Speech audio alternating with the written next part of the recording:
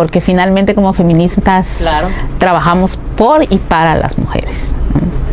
Pues eso, que se acerquen a la historia de las mujeres, que conozcan sus luchas, que vean en ellas, en aquellas mujeres que han trascendido a la historia, vean referentes históricos que pues son un ejemplo de que las mujeres hemos luchado mucho a través del tiempo por consolidar los derechos de otras mujeres. Sigamos trabajando en favor de la consolidación de los derechos humanos de las mujeres.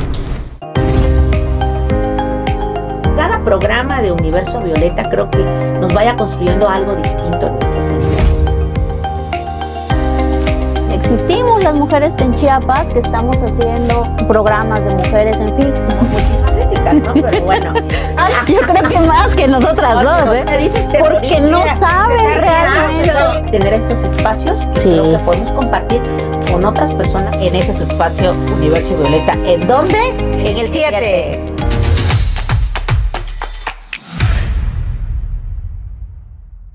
Hola, ¿qué tal? Muy buenas tardes, bienvenidas y bienvenidos a este espacio Universo Violeta. Pues bueno, hoy estamos muy contentas, mi querida amiga Paulina Conde, y bueno, porque en particular tenemos a una invitada muy especial que conozco y reconozco en el espacio público por su trayectoria, por sus aportes. Ella es Olga Tatiana Jiménez Domínguez. ¿Qué te parece, Paulina? No, pues encantada, como siempre, de estar en este Universo Violeta. A todas las amigas y los amigos que nos están escuchando, muchísimas gracias al 7 de Chiapas. Y recuerden, estamos recién estrenadas de nuestra segunda temporada y hoy nos tocó estar a mi querida hermana Sandra Aurora y a su servidora Paulina Conde, como bien decías, con Olga Tatiana, que nos va a hablar de un tema de verdad controversial, un tema que luego genera dudas, genera como mala información o que hay una desinformación, y hoy no se lo pierdan para que escuchen a Tatiana. Pues bueno, antes de darle la palabra a nuestra invitada, a mí me gustaría hablar un poco de su trayectoria. Considero que es importantísimo que sepamos que lo que ella nos va a decir, pues al final está respaldado por una sólida formación académica, además de investigaciones. Pues bueno, Olga Tatiana es historiadora, pero no cualquier tipo de historiadora, por supuesto, sino que es una historiadora feminista. Creo que es la única historiadora feminista que tenemos en el estado, no sé, o de las primeras que ha incursionado en este terreno, que me parece fundamental. Y bueno, tiene algunas publicaciones. Ella es, bueno, como les comentaba, historiadora, y también está ya por obtener su grado como doctora, también en historia. Y dentro de sus publicaciones, pues bueno, está La violencia doméstica en Chiapas, discursos periodísticos ilegales en época de cambios, y bueno, las mujeres chiapanecas, una historia por narrar, que de hecho ese libro estuvimos en la presentación, ¿te acuerdas? Así es, estuvimos en Tuxtla y en Comitán. Y pues además también, que es integrante fundadora de la red de historiadoras feministas en Chiapas. Además, una docente muy destacada en esta área de historia, porque además siempre encamina todos estos conocimientos hacia la parte que tiene que ver con la perspectiva de género. Entonces, Tatiana, pues bienvenida. Muchas gracias a ustedes. Es un gusto poder estar con ustedes y compartir el espacio con Paulina y contigo, Sandra. Es un gusto. Y además no lo sabe, pero ahorita lo vas a saber, que en mi antiproyecto, bueno, estoy, ¿cómo se le dice? Estoy ahorita en un proceso para ver si me aceptan estudiar la maestría en Derechos Humanos, y hice un antiproyecto sobre los derechos políticos de las mujeres, y ahí te mencioné, para que lo sepas, porque tengo que, bueno, lo que es un antiproyecto, ¿no? Y hice referencia, que ya lo platicaremos, pero quería que supieras que te mencioné. Ya está como citada. historia. Está citada en mi antiproyecto. Después te voy a buscar, por favor, para que seguramente voy a necesitar de ti. Claro que sí. Pues bueno, Tatiana, mira, pues desde tu perspectiva como historiadora, como conocedora de este tema, de la perspectiva de género, del feminismo, pues nos gustaría, porque al final lo estuvimos dialogando, estuvimos platicando y haciendo una reflexión en esta nueva temporada de Universo Violeta. Creemos que es importante desmontar muchos mitos que viven en la conciencia colectiva, ¿no?, de las personas y que se han venido heredando incluso de generación en generación a propósito de la historia respecto a lo que es el feminismo y la perspectiva de género. ¿Qué nos podrías contar respecto a cómo surge la perspectiva de género, a cómo se genera el feminismo? Y bueno, para que quienes nos están escuchando y por supuesto nos están viendo, pues puedan tener la información, digo, de quién más que de una experta que tiene toda esta mirada que me parece fundamental, que es la parte histórica. Muy bien, yo creo que primero partiríamos de definir un poco, no hay una definición precisa, correcta, pero podemos acercarnos, aproximarnos a una definición de qué es el feminismo, que es lo que hemos entendido, ¿no? Lo que académicamente se ha entendido y es ya como una idea consensuada de lo que es el feminismo. Y por otro lado, abordar o decir también que la perspectiva de género es un instrumento creado dentro de, es un instrumento teórico creado dentro de la teoría feminista. Pero bueno, sobre la primera idea que hemos puesto sobre la mesa, que es el feminismo, pues es importante señalar que el feminismo es ante todo un movimiento social, ¿no?, que tiene, por así decirlo, en términos muy llanos, dos brazos. Por un lado, un brazo teórico, que son todas estas ideas, reflexiones, argumentos que han construido las mujeres a lo largo del tiempo, ¿no?, sobre lo que es ser mujer, y también estas ideas que en la teoría se han construido a partir de la experiencia de las mujeres, sobre eso, justo sobre las vivencias de las mujeres, ¿no? Y por otro lado, el feminismo se ha caracterizado también a lo largo del tiempo por tener una parte de lucha, digamos, ¿no?, una parte militante, que es esta en la que pues las mujeres hemos exigido nuestros derechos, que ha habido un proceso, un largo camino, un recorrido histórico para consolidar esta agenda que hemos construido también, y que pues ahora vemos que se ha posicionado ya en el ámbito público, y parece que cada día los derechos de las mujeres pues están ahí, ¿no?, nombrándose, especialmente ahora con la llegada de una presidenta mujer, ¿no?, a llevar las riendas de nuestra nación, ¿sí? Fíjate que, Tati, es algo que bueno, yo me encuentro mucho, no sé, hermana, si a ti te pasa, y me volvió a pasar este fin de semana pasado que estuve con un grupo de amigos, que piensan, sobre todo los hombres, piensan que el feminismo es en la otra parte es el machismo. Entonces, y siempre, no, o sea, no tiene nada que ver. Sí sería importante que nos platiques esto, porque muchas personas piensan que una cosa que es como la contratesis o la antetesis del feminismo, el machismo, en diferentes posiciones. No, hay que entender que el feminismo es un movimiento social, ¿no?, que tiene como objetivo transformar las condiciones de vida de las mujeres para bien. Marcela Lagarde siempre dice, por la libertad de las niñas y las mujeres, ¿no? Y ese es el objetivo, transformar las condiciones de subordinación, de opresión de las mujeres, pero esto no significa o no quiere decir que en ese proceso de transformación las mujeres van a ponderar un lugar por encima de los hombres y tratamos exacto, justo, y que vamos a tratar de revertir, ¿no?, y estas desigualdades, transformándolas y ahora siendo nosotras el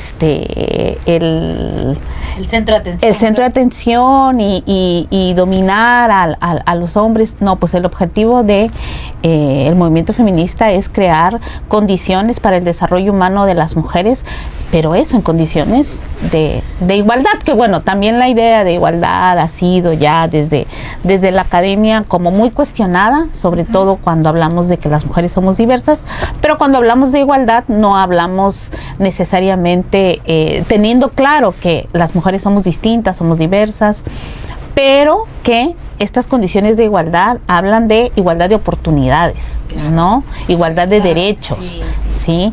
Y bueno, y en tu experiencia, porque creo que esto es bien importante mencionarlo, decías, hay que identificar al feminismo como un movimiento social. Y movimientos sociales hay muchos a lo largo de la historia. Incluso acaba de pasar el 2 de octubre, ¿no?, que este movimiento estudiantil, que efectivamente también fue un movimiento social que se gestó a partir de esta resistencia y este ejercicio crítico, reflexivo de estudiantes. Pero ¿por qué? Fíjate la diferencia, ¿no?, de la mirada. El feminismo es un movimiento social que también vindica los derechos de las mujeres. ¿Por qué tú crees, desde tu mirada como historiadora, a lo largo del tiempo, todavía no se reconoce este movimiento social con toda, podríamos decir, este aspecto que legitima la lucha de una desigualdad? ¿Por qué siempre el feminismo está marginado y se reconocen otros movimientos sociales que ha habido a lo largo de la historia del país y otros lugares? ¿Y por qué el feminismo no? Es muy complicado que los movimientos sociales se legitimen, se reconozcan, y aún hay resistencia, por ejemplo, a otros movimientos, no nada más al feminismo, ¿no? Sino esta resistencia, por ejemplo, se ve, y lo quiero traer a colación porque también es importante mencionarlo, cuando se habla de la lucha antirracista. ¿Qué es lo primero que dicen? No, están peleando, se quieren hacer visibles y están peleando cosas que ni al caso, ¿no? O, por ejemplo, el tema de clase social también, claro, ¿no?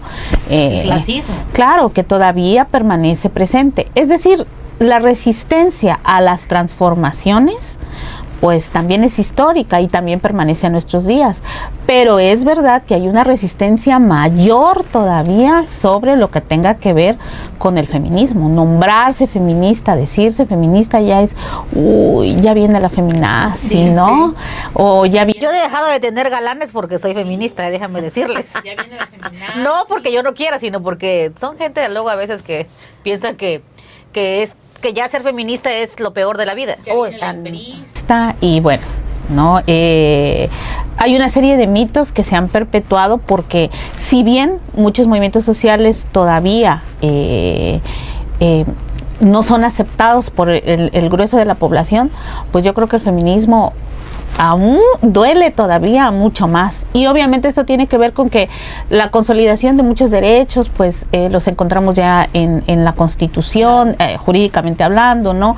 Y bueno, ahora al menos jurídicamente hay incluso una serie de propuestas para elevar a rango constitucional la igualdad sustantiva, lo cual es fabuloso. Sin embargo, entre los historiadores y las historiadoras hablamos de que hay algo que son estas estructuras de largo aliento, de larga duración, y entre ellas las más difíciles de transformar o de erradicar son aquellas que tienen que ver con las mentalidades, ¿sí? Con la cultura.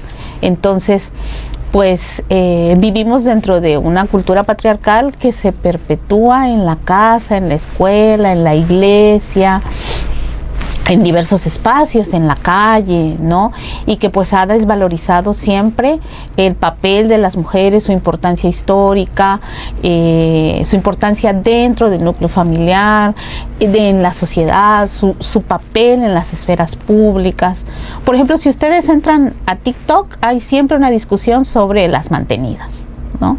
Sobre el famoso tema de las mantenidas, las mujeres que dicen que quieren ser mantenidas. Y a mí me sorprende porque hay muchas chicas criticándolas, cuestionándolas, pero no toman en cuenta que estas mujeres no son mantenidas, ¿sí? Hacen trabajo de cuidados en el hogar, que es fundamental. Es que hay un movimiento, yo lo compartí la vez pasada en un chat contigo, hermana, y con otras amigas, no sé si te acuerdas, que hay ahorita un movimiento, sobre todo en Estados Unidos, no lo he visto aquí en México, en TikTok he visto que hay todo un movimiento en Estados Unidos referente a lo que tú dices, ¿no? Donde salen mujeres diciendo que pues ellas quieren ser mantenidas, utilizan todo un discurso, ¿no? Para defender esa postura e irse en contra del feminismo, pero como bien dices tú, al final de cuentas no son ningunas mantenidas porque el trabajo doméstico es un trabajo que requiere horas, que requiere esfuerzo físico, cuidar a los niños y a las niñas, hacerse cargo de todo el trabajo doméstico. Entonces, están haciendo al final de cuentas un trabajo. ¿Estás de acuerdo con eso? Pero aquí hay un problema que también tiene mucho que ver con la conciencia que tienen las mujeres respecto a cómo señalar y visibilizar eso. Es que no son mantenidas. O sea, y ese movimiento de mantenidas, yo creo que a lo mejor en la denominación está el error. Claro. Porque se manda es que el lenguaje va perpetuando y va mandando mensajes equivocados. Porque cuando dices, estás en casa y no trabajo, pues dices, eres mantenida, pero ¿cuántas luchas se han dado precisamente por reconocer el trabajo doméstico? De hecho, ahora pues está puesto sobre la mesa en la política federal crear el Sistema Nacional de Cuidados. Claro, ¿no? Porque tenemos que reconocer que el trabajo doméstico es eso, trabajo. Y las mujeres que se quedan en sus casas a realizarlo, pues están trabajando y están contribuyendo a la sociedad desde ahí, ¿no? Pero fíjate, bueno, y aquí algo que yo te comentaba, ¿no? Hace un momento, yo le decía a Tatiana antes de que entráramos al aire, pues que traía una agenda muy cargada este semestre. Yo le decía, definitivamente yo no podría tener toda esta agenda profesional en todos los espacios donde me encuentro si no tuviera un esposo que realmente asume ese rol y apoya. Ahora, el trabajo en la casa también lo pueden hacer los hombres. Pero ve que también, por eso yo te comentaba que es importante esta cuestión de informarse y decir que el género, porque cuando los hombres lo hacen y se quedan en casa, son los mantenidos. Y también son violentados, porque su rol es proveer. Entonces, es que el machismo le hace daño a ellos, a los hombres también. O sea, definitivamente el machismo, por supuesto que le hace daño a las mujeres, pero históricamente el patriarcado le hace también un gran daño a los hombres porque los ponen en una posición que son los proveedores, los únicos que tienen que salir a trabajar, los únicos que tienen que liderar y que no pueden llorar, que no pueden jugar a esta cosa porque es de niñas, que tienen que guardar sus sentimientos porque eso es de niñas, etcétera. Entonces, es una reprimirse y pues también ellos se tienen que deconstruir de alguna forma, ¿no? Entonces, fíjate que ahora que tú como bien decías, es un movimiento social el feminismo, y que gracias al feminismo hoy nosotras tres podemos estar aquí, ser trabajadoras, tener profesión, maestrías, doctorado, estar en el espacio público, hacer, lo que se nos rinche la gana con nuestro tiempo, etcétera. Y nos encontramos luego, Tatiana, con algunas compañeras en los que dicen, pues yo no soy feminista o a mí el feminismo no me representa. Sí. Y están en posiciones de toma de decisiones o están en posiciones en el que hace, no sé, apenas a lo mejor 50 años, 40 años, 30 años, bueno, o incluso antes de que existiera la paridad, desde 2014, no hubieran tenido ni una posibilidad de estar en una posición así. ¿Qué piensas de ese discurso?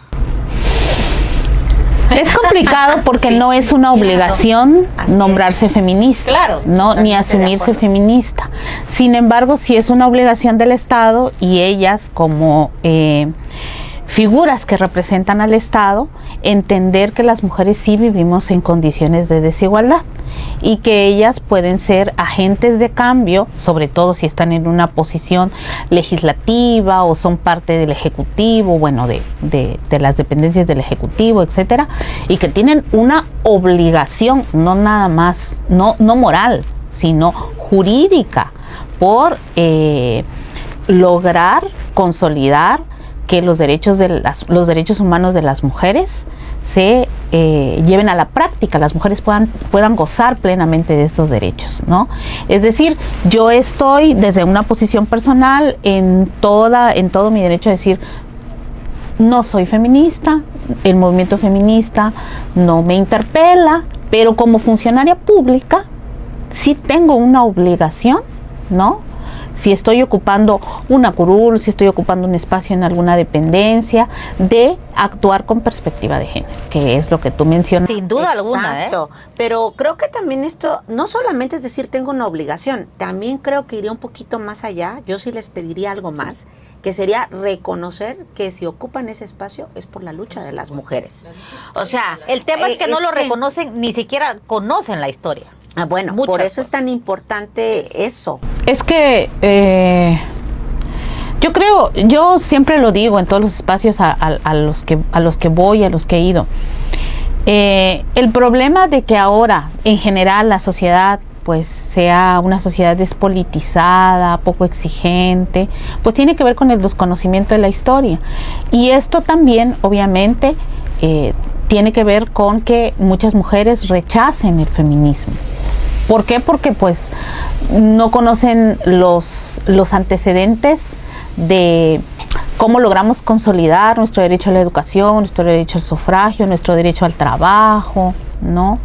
Entonces, la historia justamente nos proporciona, es una herramienta para proporcionarnos identidad, el conocimiento histórico, pues justamente lo que va a hacer es despertar nuestras conciencias, ¿no?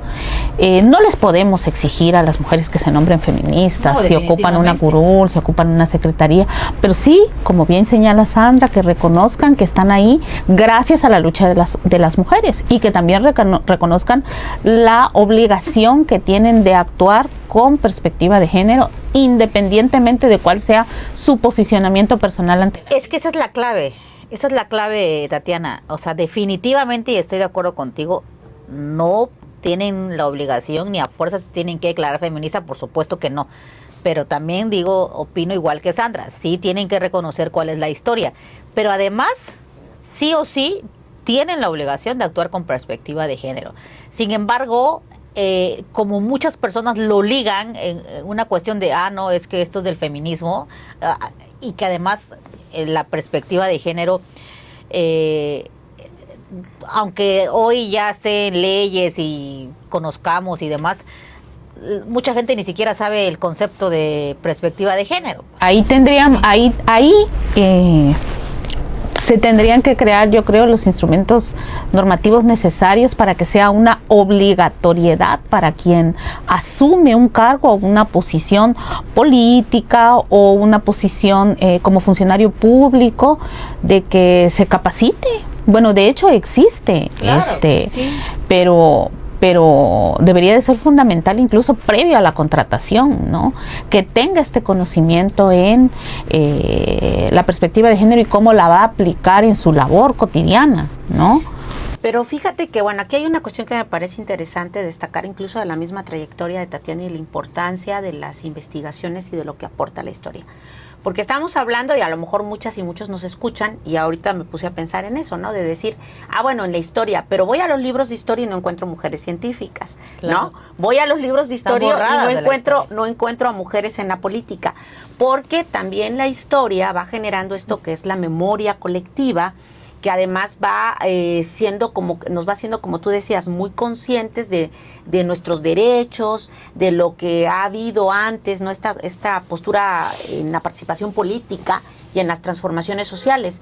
O sea, ¿cómo crees que la historia, en tu papel de historiadora feminista, porque tú has rescatado la figura de muchas mujeres que habían sido borradas incluso en la historia de Chiapas, ¿qué consideras que es importante?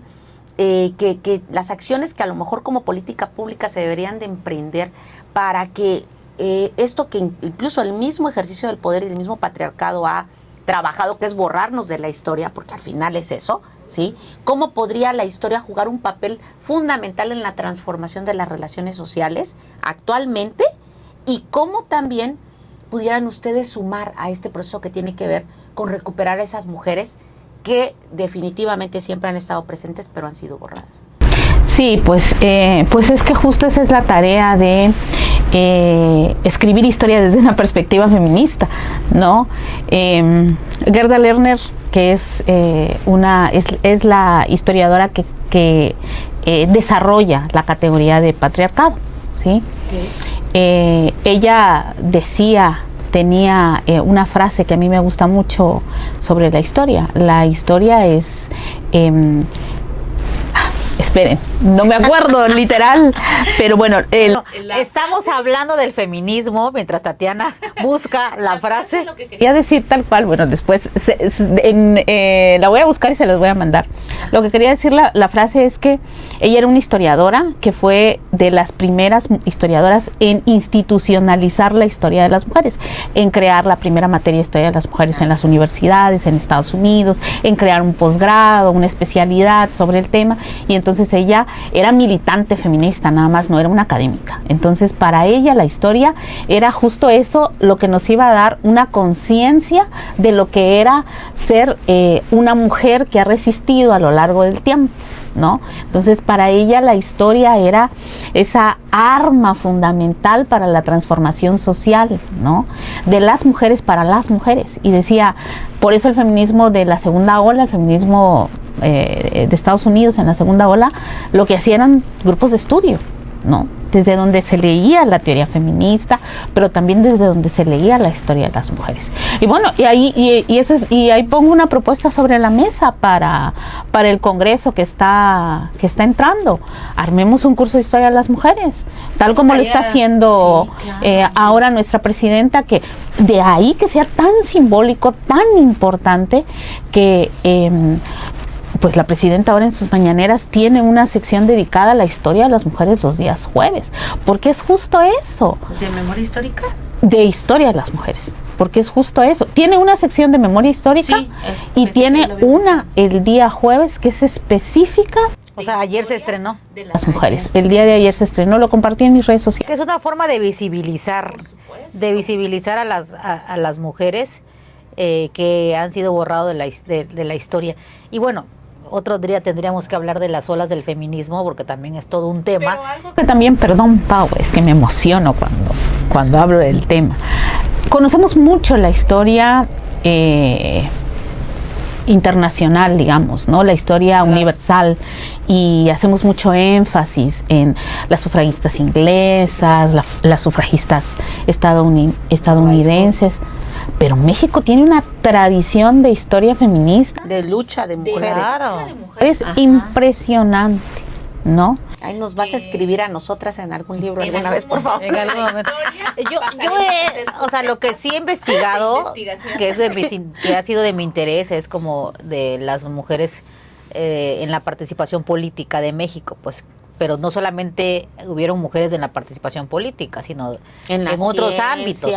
Entonces yo podría decir de algunas de que es un tema que me apasiona, pero también sería interesante conocer de otras, en el activismo, porque en el mismo Chiapas, mujeres activistas. En el mismo Chiapas, aquí hay muchas mujeres. Mira, apenas Florinda Lazos no tiene mucho que fue rescatada, que fue visibilizada, que reconocida, que hoy está su nombre con letras doradas en el Congreso, la primera diputada en México en 1926. Digo, en Chiapas, perdón. Y cuando tú lees los libros sobre el movimiento feminista a nivel nacional, te hablo de bibliografía de hace 10, 15 años, ya las historiadoras, Patricia Galeana, Carmen Ramos, bueno, muchas mexicanas ya nombran a Florinda Lazos, a Fidelia Brindis, especialmente a Florinda Lazos, pero también Fidelia Brindis figura mucho. Hablan que Estela Jiménez Esponda como sufragistas mexicanas, no las nombran, no las ubican haciendo énfasis en que eran precisamente chiapanecas, pero ellas sí aparecen en el escenario nacional. Pero eran chiapanecas. Y eran chiapanecas. Y aquí ni en cuenta. Bueno, también tenemos otras mujeres insurgentes, las del zapatismo, por supuesto, que también hay que vindicarlas. Y prácticamente yo que trabajo en comunidades, que estoy tú sabes que tengo un proyecto de investigación en la Reinsar, de verdad que me aterra y me asusta ver que las nuevas generaciones en la Reinsar, chicas y chicos, no reconocen incluso el mismo movimiento, ni las chicas identifican a las mujeres que estuvieron en la insurgencia zapatista. Y la recuperación de genealogías es fundamental. Sin duda alguna. Pues bueno, la verdad es que hablar de feminismo es también muy apasionante, y más que pues las tres somos feministas. Pero a mí me gustaría también preguntarle a Tatiana algo más personal. ¿En qué momento tú te identificaste como feminista? A veces, digo, en mi caso, o sea, no es como que en el momento haya yo dicho soy feminista, aunque ya lo era, pues, por las mismas, hoy que hago un recuento, yo puedo decir, bueno, más o menos por tal fecha. Pero tú, ¿en qué momento o por qué Sí, te porque, diste a ver. cuenta? Digo, a lo mejor dijiste ya, soy feminista, pero en realidad eras feminista desde antes sin decirlo. No, yo escucho que muchas compañeras dicen, no, yo siempre oponía resistencia, yo siempre fui cuestionadora. No, yo no, para nada. De hecho, por eso yo siempre lo digo públicamente y lo reconozco públicamente. La primera vez que yo recibí un golpe, ¿no? De realidad fue cuando la doctora Carmen Marín Levario me dio clases. De ahí que para mí la figura de la docente feminista es fundamental en el desarrollo de la conciencia de género. O sea, que tú en la universidad te diste cuenta. En la universidad, yo recuerdo muy bien el día y tal cual fue. Llega la doctora Carmen Marín Levario, aparece en el salón y lo primero que nos pregunta es ¿cuántas mujeres han leído en lo que va de la carrera? Nos quedamos todos así, sorprendidos, y empezamos a hacer una recapitulación de ¿cuántas? No, pues ninguna. ¿En qué semestre ibas? El último semestre. No, Imagínate, sí, ¿no? Esa es la violencia epistémica. Ninguna mujer, ¿no? Yo me sorprendí muchísimo. De hecho, hoy yo veo, regresé a la universidad a dar clases este semestre, no sé si voy a continuar, pero sigo viendo los programas de estudio, no hay mujeres. Las lecturas, en las secuencias didácticas, propuestas, no hay mujeres, ¿no? Entonces, yo me sorprendí mucho y a partir de ahí, cada clase con ella era un golpe de realidad, era un mazazo en la nuca. Ahí fue donde yo me di cuenta, porque la verdad es que, claro que yo había vivido violencia como toda mujer, pero yo no la había entendido como una violencia, sino pues pensaba, sin cuestionar el orden de género, que era algo natural que nos tocaba vivir a las mujeres. Tenía muy naturalizado el tema. Tampoco es que hubiese vivido tremendas violencias, ¿no? Afortunadamente creo que haber vivido cobijada por una familia que pues siempre me respaldó. Mi papá es el clásico feminista, ¿no? Feminista en el sentido, y lo digo así, ¿no? Feminista en el sentido... No existe la palabra feminista. No confundan al público. Al auditorio, por favor. Bueno, lo dije en un sentido No existe. ¿no? Lo dije en un sentido figurado. Aliado. Aliado del feminismo. Yo no diría que aliado, por eso digo que lo dije en un sentido figurado, porque es un hombre que siempre ha impulsado a sus hijas para que sus hijas hagan lo que quieran en su vida, pero no es igual con sus parejas. Ah, claro, sí. Ese es otro tema. Sí, Yo porque sí es siempre- una conducta muy repetitiva en los papás. La verdad claro. es que Como yo no crecí con esas limitantes, de que mi papá me dijera, no puedes estudiar eso, no vas a hacer esto, no.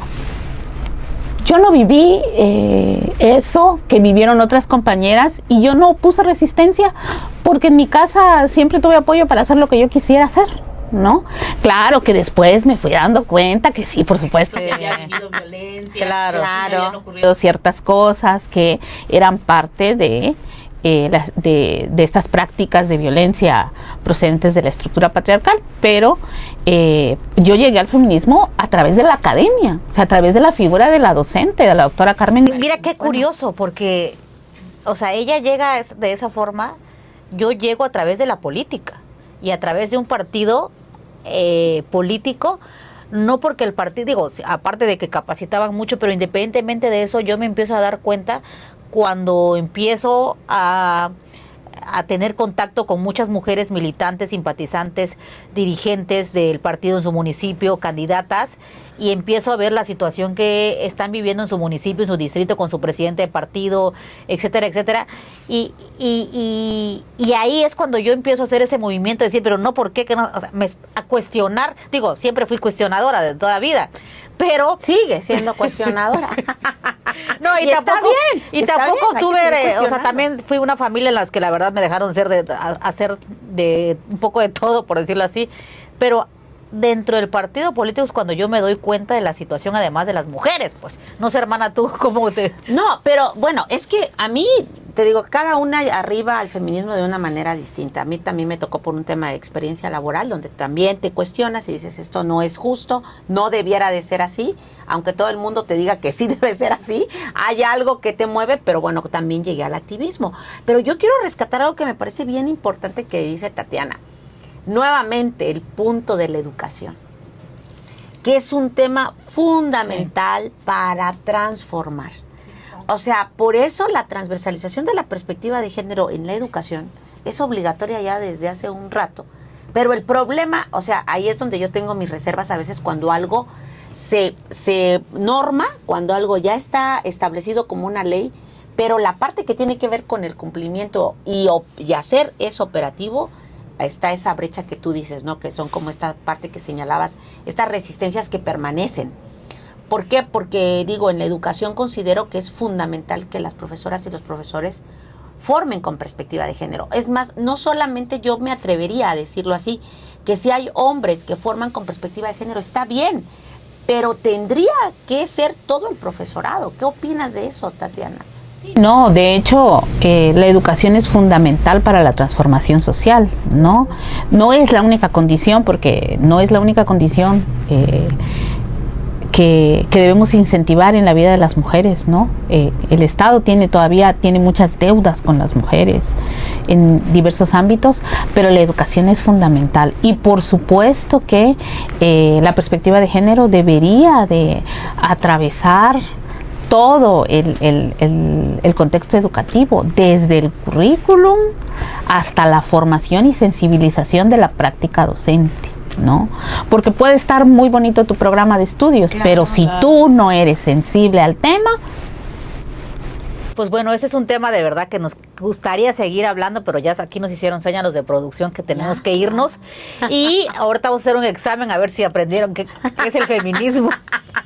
Ahorita vamos a sacar el Tatiana, que de verdad muchísimas gracias. Qué placer tenerte en Universo Violeta, hablando de un tema tan importante que además justamente hicimos este espacio de Universo Violeta para visibilizar a las mujeres, un programa hecho por mujeres, para mujeres y principalmente para visibilizar a las mujeres que están en los espacios, en el espacio público, pero además abordando temas como esto y bueno, el feminismo.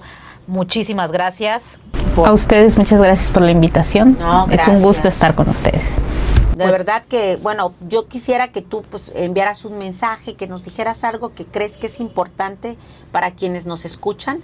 Y sí sé que Universo Violeta es un programa para mujeres, pero también me gustaría que nos escuchen más hombres, por favor. Para que aprendan. Para que aprendan, para que vean de lo que estamos platicando y ya vayamos teniendo más aliados, ¿no? En esta lucha por la desigualdad. Más desertores del patriarcado, señores. A ver, más Tatiana. traidores del patriarcado. Desertores, No sé, por eso digo. ¿algún mensaje, Tatiana, para cerrar? No, pues el mensaje que me gustaría decir es para las mujeres, ¿no? Porque finalmente como feministas trabajamos por y para las mujeres, ¿no? Pues eso, que se acerquen a la historia de las mujeres, que conozcan sus luchas, que vean en ellas, en aquellas mujeres que han trascendido a la historia, vean referentes históricos que pues son un ejemplo de que las mujeres hemos luchado mucho a través del tiempo por consolidar los derechos de otras mujeres. Sigamos trabajando en favor de la consolidación de los derechos humanos de las mujeres. Muchísimas gracias. Gracias, muchísimas gracias por escucharnos. Nos vemos en el siguiente episodio de Universo Violeta. ¿Por dónde? Por el 7.